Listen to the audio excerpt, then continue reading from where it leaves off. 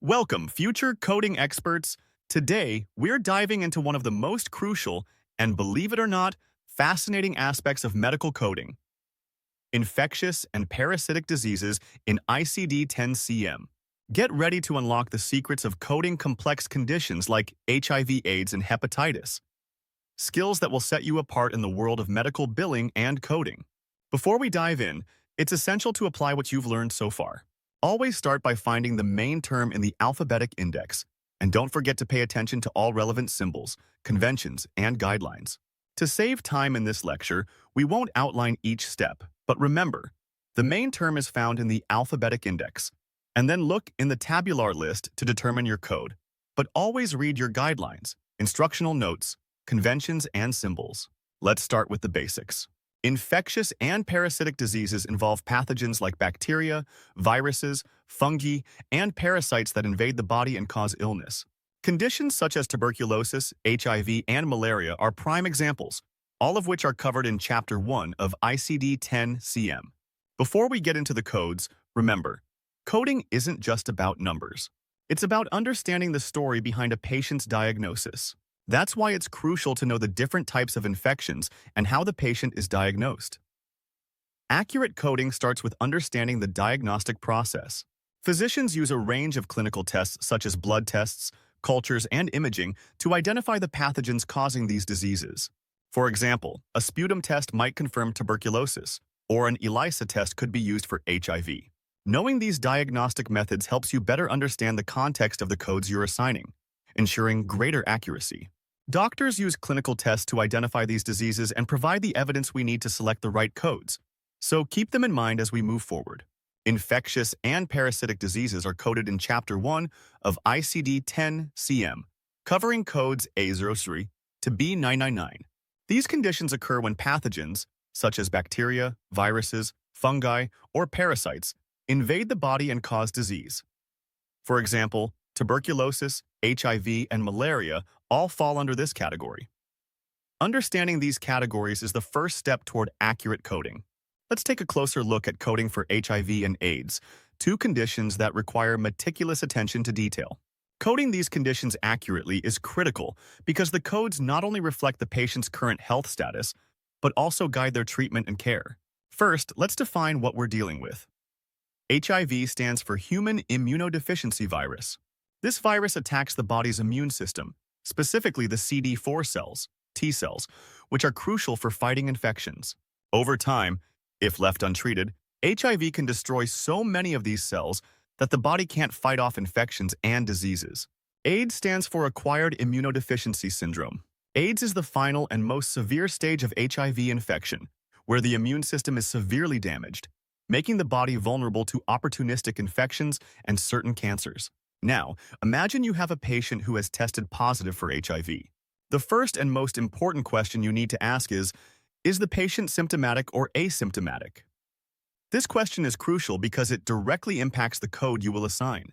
Asymptomatic HIV. If the patient is asymptomatic, meaning they have no signs or symptoms of HIV-related illnesses, you would use the code Z21. This code is specific to cases where the patient is HIV positive but does not have any associated symptoms or AIDS-defining conditions. It's important to note that Z21 should only be used when the medical record clearly states that the patient is asymptomatic. Even if the patient has a history of HIV-related illnesses but is currently symptom-free, Z21 is not appropriate. Symptomatic HIV or AIDS.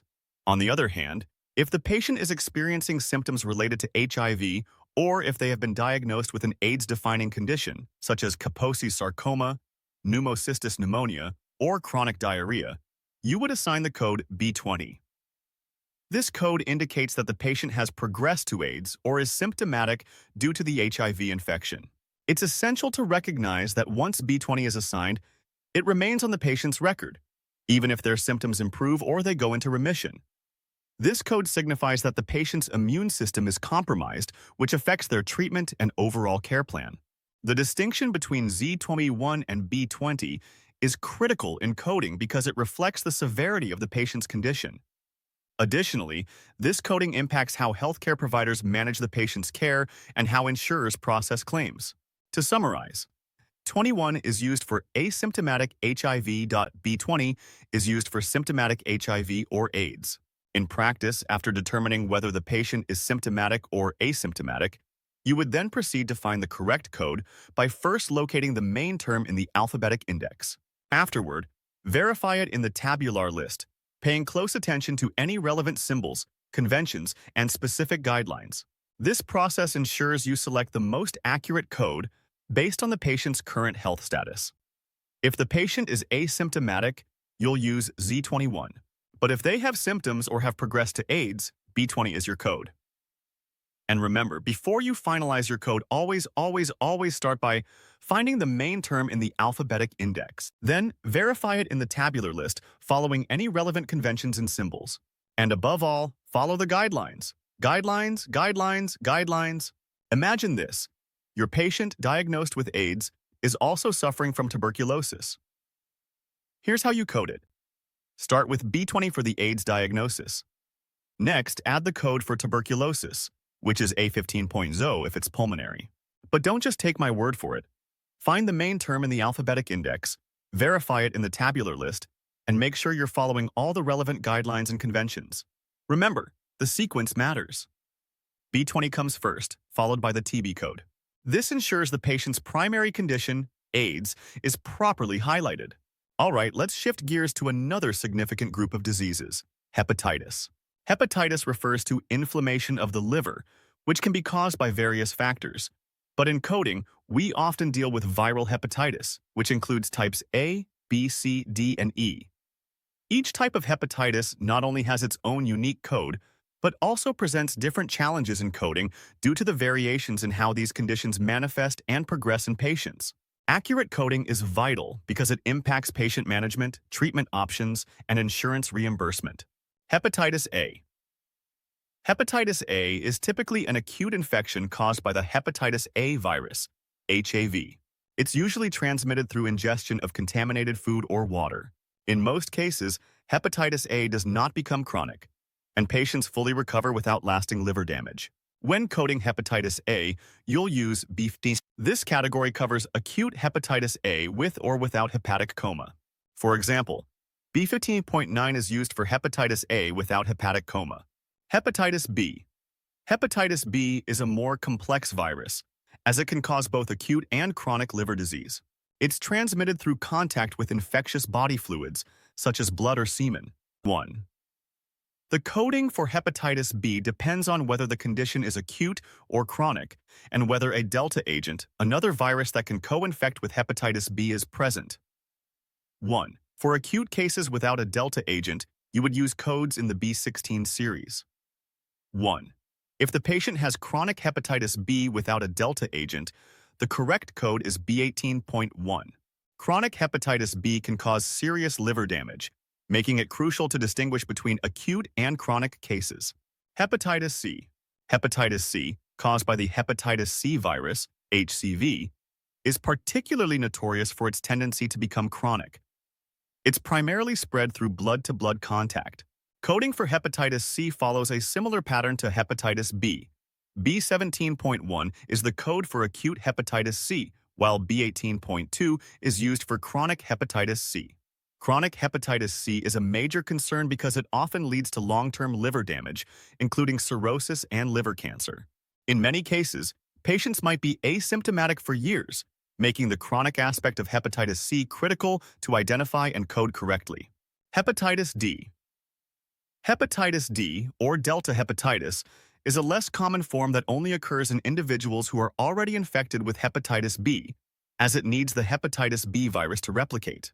It's considered a superinfection or co-infection with hepatitis B. If the patient has an acute hepatitis D infection with hepatitis B, you would code it under B16.0 if hepatic coma is present, or B16.1 without hepatic coma. For chronic cases, B18.0 is the correct code. The presence of hepatitis D often indicates a more severe disease course. Hepatitis E. Hepatitis E, similar to hepatitis A, is primarily transmitted through contaminated water and is typically acute. It is less common in developed countries but can be a significant public health issue in areas with poor sanitation. The code B17.2 is used for hepatitis E. And like other forms of acute hepatitis, it can be coded with or without mention of hepatic coma. Unlike hepatitis B and C, hepatitis E usually does not progress to chronic liver disease, but it can be particularly dangerous in pregnant women. Now, the key to coding these conditions accurately lies in determining whether the condition is acute or chronic. This distinction impacts the treatment plan and the severity of the disease as documented in the medical record. And yes, you guessed it. Always begin by finding the main term in the alphabetic index, then verify the code in the tabular list. Pay close attention to any relevant symbols, conventions, and guidelines. These steps are non-negotiable in accurate coding. By carefully following these steps, you'll ensure that your coding is precise, which is essential for appropriate patient care and correct billing. Let's apply what we've learned to another case study. You have a 45-year-old patient with chronic hepatitis C and asymptomatic HIV. How do you code this? Start with B18.2 for the chronic hepatitis C. Then, code the asymptomatic HIV with Z21. And as always, find the main term in the alphabetic index, verify it in the tabular list, and follow those guidelines. Accuracy in these steps is what makes you a top-tier coder. Let's do a quick recap. Whether you're coding for HIV/AIDS, any type of hepatitis, or any other type of infectious or parasitic disease, the key is understanding the disease, recognizing the symptoms, and following the ICD-10-CM guidelines. Always remember to sequence your codes correctly. This can make all the difference in patient care and billing. So keep practicing. Refer back to your coding manual and don't hesitate to ask questions. And remember, always find the main term in the alphabetic index, verify it in the tabular list, and follow the guidelines. Guidelines, guidelines, guidelines. Thanks for joining me today. I hope you're feeling more confident about tackling these complex codes. Remember, accuracy is key, and with practice, you'll be coding like a pro in no time. Keep up the great work, and I'll see you in our next session.